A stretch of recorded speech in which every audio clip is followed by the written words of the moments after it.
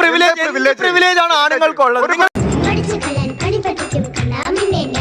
ഈ സ്ത്രീ സുരക്ഷാ നിയമങ്ങളും വ്യവസ്ഥകളും ഒക്കെ തന്നെ പുരുഷനെ കൊടുക്കാനുള്ള പദ്ധതിയായി മാറുന്ന സംഭവങ്ങളും അപൂർവമല്ല. ഭാവിയിൽ ഡിവോഴ്സ് ആയി കഴിഞ്ഞാൽ നമ്മൾ ഒരു പണിക്ക് പോയിട്ടില്ലെങ്കിൽ ഇനി നമ്മൾ പണിക്ക് പോയാലും അവൾക്ക് പിന്നെയും ചെലവിന് കൊടുക്കേണ്ടത് ഇവന്റെ ഉത്തരവാദിത്വം. ഇപ്പോഴും അമ്മമാര് പെണ്ണ് കയറി വരുമ്പോ ചോദിക്കുന്ന ഒരു ചോദ്യത്തിൽ ഒന്നാണ്, നിനക്ക് വല്ലതും ഉണ്ടാക്കാൻ അറിയാവോടി കൊച്ചു? അടുക്കളയിൽ ഭക്ഷണം പാകം ചെയ്യാൻ ഒരു കുക്കിനെയാണ് വേണ്ടതെങ്കിൽ എന്റെ മകളെ അതിന് കിട്ടില്ല. ചോദിക്കുന്ന ചോദ്യങ്ങളുണ്ട് മാഡം. ഓപ്പോസിറ്റ് മെയിൽസിനോട് ചോദിക്കുന്ന ചോദ്യങ്ങളുണ്ട്. നിനക്ക് ജോലിയുണ്ടോ? തീർച്ചയായിട്ടും. പ്രൊവൈഡ് ചെയ്യാനുള്ള കേപ്പബിലിറ്റി ഉണ്ടോ? തീർച്ചയായിട്ടും. അവിടെ ഒരു എക്സ്പെക്ടേഷൻ സെറ്റ് ചെയ്തിട്ടുണ്ട്. Expectation set jobs. അതെ, നിന്റെ കൂടെ ഞങ്ങളുണ്ടാ പഴയ ഒരു ഉഷാർ വന്ന പോലെ. അതായത് സ്ത്രീകൾക്ക് കൊടുത്ത നിയമം എന്താണ്? അവർക്ക് സംരക്ഷണം കൊടുക്കാൻ വേണ്ടി കൊടുത്ത നിയമത്തെ മിസ്യൂസ് ചെയ്യപ്പെടുമ്പോഴാണ് നമുക്ക് എതിർക്കുന്നത്. അത് എതിർക്കപ്പെടേണ്ടതാണ്. 100% ഞാൻ യോജിക്കുന്നു. ഒരു വ്യക്തിയും ഒരു സാധനം കിട്ടിക്കഴിഞ്ഞാൽ അത് ദുരുപയോഗം ചെയ്യും. ഇപ്പൊ വാഹനം ഉപയോഗിക്കുന്ന പോലും ദുരുപയോഗം ചെയ്യും.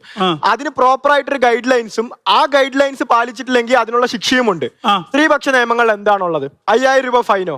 ഒരു വ്യാജ റേപ്പ് കൊടുക്കുന്ന ഒരു ഡൊമസ്റ്റിക് 500 രൂപ ഫൈൻ കൊടുക്കുന്നതാണെങ്കിൽ ഇങ്ങനത്തെ നിയമങ്ങൾ വെക്കുമ്പോൾ അതിന് പ്രോപ്പർ ആയിട്ടുള്ള ഗൈഡ് ലൈൻസ് വേണം. അത് പാലിക്കുന്നില്ലെങ്കിൽ അവർക്ക് അതിനുള്ള ശിക്ഷയും കൊടുക്കണം. അല്ലാതെ 500 രൂപ ഫൈനിലല്ല ഒതുക്കേണ്ടത്.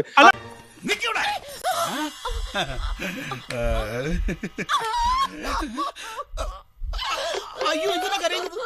ഞാൻ അതിനൊന്നും വന്നതല്ല. പണ്ട് ഇതേപോലെ ഒരു പെണ്ണ് കരഞ്ഞിട്ട് 6 മാസം തൊപ്പി തലേന്ന് പോയതാ. ചതിക്കല്ലേ പെങ്ങളെ.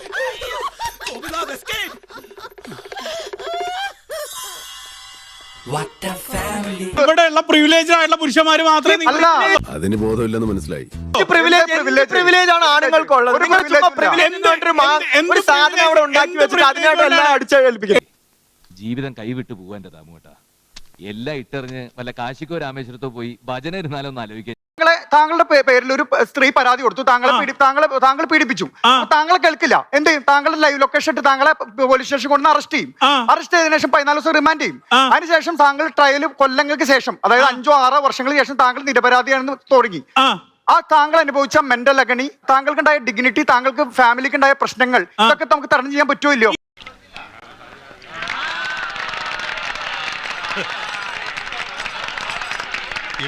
ഭർത്താവിനെതിരായിട്ട് ആൺകുട്ടിയെ വെച്ചിട്ട് പോക്സോ കേസ് കൊടുത്തിരിക്കുകയാണ് ഭാര്യയുടെ ആൾക്കാര്. അപ്പൊ അത് പിന്നീട് അത് തെളിഞ്ഞു വന്നു. അപ്പൊ അതുവരെ അയാൾ ജയിലിൽ കിടക്കുകയാണ്. നിനക്ക് എന്താ ചെയ്യേണ്ടെന്നറിയോ? നല്ല മുള്ളുമുരുക്കിന്റെ പത്തലൊടിച്ച് 2 കാലും പിടിക്കാതെ മോന്തിക്കിട്ട് ഉരയ്ക്കുക വേണ്ടത്.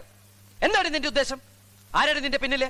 ഒരു വാച്ച്മാൻ സ്കൂളിന്റെ ആ വാച്ച്മാനെ ഒരു പെൺകുട്ടി ആ സ്കൂളിൽ പഠിക്കുന്ന ഫാൾസ് ആയിട്ട് അലിഗേഷൻ പോക്സോ കേസിൽ കൊടുത്തിട്ട് അയാളെ 9 മാസത്തിന് അപ്പുറം ആ ജയിലിൽ കിടക്കുകയുണ്ടായി. നഷ്ടപ്പെട്ടു പോയ എന്റെ 9 വർഷങ്ങൾ നിങ്ങളുടെ നിയമത്തിന് തിരിച്ചു തരാൻ കഴിയുമോ?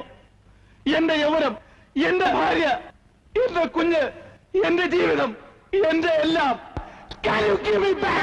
നടന്നെന്നുള്ളത് സാറിന് അറിയാമോ? സാർ അതേക്കുറിച്ച് അന്വേഷിച്ചിട്ടുണ്ട്. പൊട്ടൻഷ്യൽ റേപ്പിസ്റ്റിനെ മാധ്യമങ്ങളും ഈ കേരളത്തിലുള്ള പൊതുസമൂഹവും കൂടി ഇപ്പൊ തെരുവിലേക്ക് ഇറക്കി വിടുക ചെയ്തിട്ടുള്ളത്. അയാൾ റേപ്പ് ചെയ്തിട്ടില്ലെന്ന് സാറിനോട് ആരാ പറഞ്ഞത്? കോടതി വെറുതെ വിട്ടു. തെളിവിന്റെ അഭാവത്തിൽ കോടതി വെറുതെ വിട്ടു. അതിന്റെ അർത്ഥം അയാൾ റേപ്പ് ചെയ്തില്ല എന്നല്ല. ഞാൻ കണ്ടോ എന്നല്ല. ഇങ്ങനെയുള്ള കുറ്റകൃത്യങ്ങൾ ഉണ്ടാകുമ്പോൾ വേണ്ട രീതിയിൽ അന്വേഷണം നടത്തി അപരാധിയാണോ നിരപരാധിയാണോ എന്ന് കണ്ടെത്തിയിട്ട് അറസ്റ്റിലേക്കൊക്കെ നീങ്ങാവൂ. അത് തന്നെയാണ് സുപ്രീം കോടതി പോലുള്ള സ്ഥാപനങ്ങൾ പറയുന്നത്. അവിടെ വീഴ്ച വരുമ്പോഴാണ് അപരാധി അല്ലാത്തയാൾ അകത്താകുന്നതും ചിലപ്പോൾ നിരപരാധിയായ ആൾക്ക് സംരക്ഷണം കിട്ടാതെ പോകുന്നതും. മറ്റൊരു വിഷയമായി ഇനി നാളെ രാത്രി 8:15. Good bye.